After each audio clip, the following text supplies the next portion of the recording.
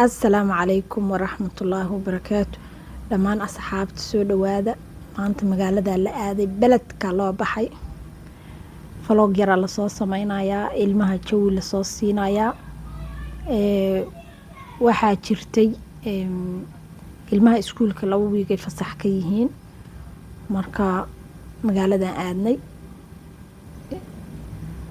haddaan saaraya codka because magaalo saxmad waaye maalin hore aadnay magaalada marka cod ma ana saarin fiidiyogan ma ana soo dhigin labadan sarood oo dheer magaalada meesha ugu qurxoon waaye Malaysia KLCC la yiraahdaa marka meel agteeda ah oo ilmuhu ku cayaarana maanta ilmaha u wadaa waqti ku soo qaadanayna mararka qaar guriga iyo area-da xaafadahan oo dhan ilmuhu waa nacayaan waxay rabaan meel kale inay waqti ku soo qaataan oo soo joogaan oo meel ay soo hor u tagin ay tagaan inkastoo meeshaan aan tagna dhowr jeer laakiin way iska jeceliin hab noogu celiyira hooy meeshii noo dhig marka sarahan dheer baa tawfiiq ku dhistay ilaahay noo kaso annagana wadankeeni inaan quruxsano meel qurux badan oo noo noqdo aan ilaahay ka rajaynayaa insha Allah waqti qurux badan iyo waqti qurux badan iyo meel qurux badan in wadankeeni ilaahay nooga dhigo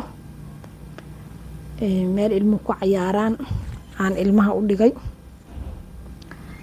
marka meesha dhowr jeer horena waa tagna waxba kama soo duubin laakiin hadda maanta waxaan iska go'aansaday inaan ka soo duubo waxaan waa soo duubaynaa meeshaas markaad tagtid dadka waaweyn ilmaha wada aabiyo hooyada waxaa ilmaha wada meeshii hadda nimid waa kana meeshaan ilmuhu ku cayaarayaan super park Malaysia la yiraahdaa waa meel aad u weyn oo wax walbo ilmuhu ku cayaaraan taala dhalinyarada waaweyn oo meesha ku cayaaraya gabdho iyo wiilal leh waa yaabaysan halka dhalinyaradeenna qabiil iyo waxaan loo joogin iyo in iscaayaan ay TikTok u dhex taagan yihiin dadkana waqtigoodu waa kana halkaan ay ku qaateen halka meel laga soo taraaraxa waaye wiilkayga hadda ka soo taraaraxaya la saaraya haddana gabadha hadda waa waqti yar ma sha Allah ilmuhu inay meelaha ay ku soo cayaaraan tagaan waqti ku soo qaataan aad ay u fiican tahay ilmahay u fiican tahay waalidka u fiican tahay waayo in gurigii la iska fadhiyo waxa la cuno wax fiican ma ahan wali markii iskuulka lagu leeyahay waa waqtiba waa dhamaanaya waqtiga asagaaba iska orada laakiin markii aan iskuul jirin ilmuhu inay waqti soo qaataan way fiican tahay meeshaan 2 qof loogu talagalay meeshaan gabdho waaweyn boodboodayo ku cayaaraya Soomaali meeshaan kale laga furla gabdho boodboodayo la arka waxa la dhihi lahaa yaa wallahi culture cajiib way dhaqanka Soomaalida mararka qaar waxaan raadaa subxaanka xageebo dhaqankan ka wadanaa dunida qola aan ku dhaqan ahay ma jirtaba marka meeshaan wiilal iyo gabdhaba waqtiga la iska qaadanaya la iskaga cayaaraya hadda meeshaan aniga ilmaha isla boodboodayna waxaan rabaa qofkii 3 kun gaarsiiya 2500 waa la dhaafi laayahay marka ma sha Allah waqti qurux badan ay ahayd meelaha qaar markii ilmaha la geeyo waqti kama soo helaan meelo badan oo lagu cayaaro tan samee wax kasta yaala wax kasto lagu cayaaraa yaala banoonigii hadda halkaan wuxuu la cayaaray wiilal banooni la cayaaraya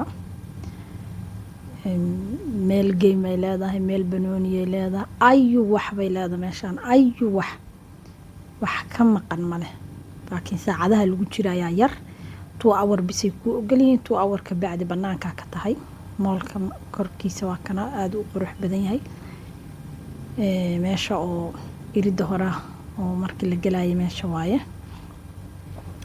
hada waqti yar oo iska qurux badan iska soo qaateen cabaara lagu soo baashaalay baashaalka bacdi banaanka la uga soo bax meel yar oo biyaha ay leedahay cabaar la iska fariisto marka cabaar meesha fadhinay waa ka tagnay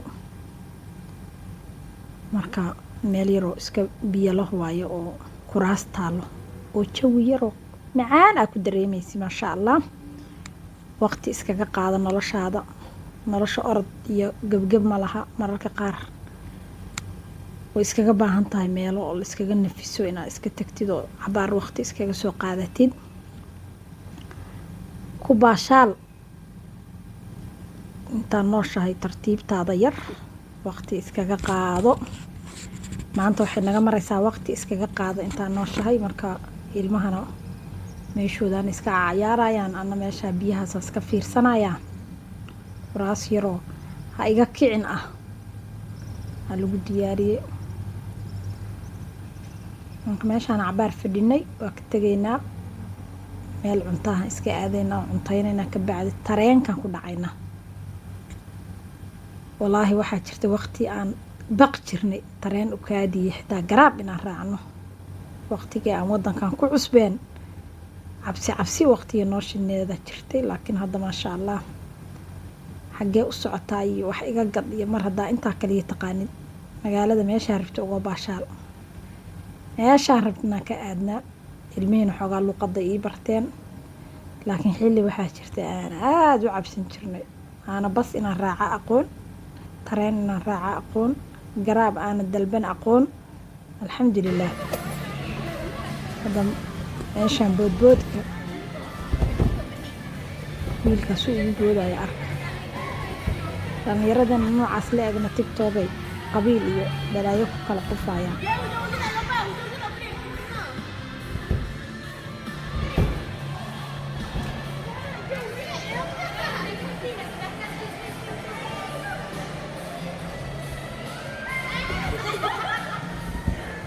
عدالة ماشي كده.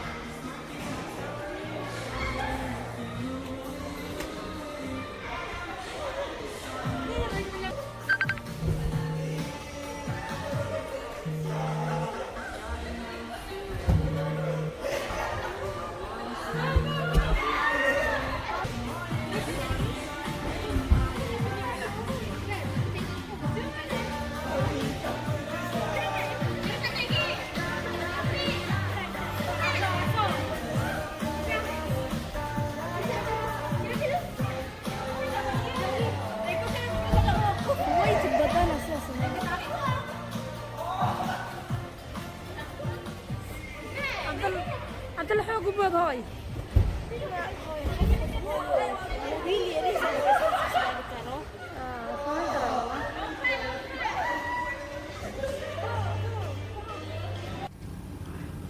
هذا waa kasoo dhamaanay cunta ilmaha u dalbay inshaana ka cuntaynayna KFC ka bacdi tareenka ku dhac gurigii tag.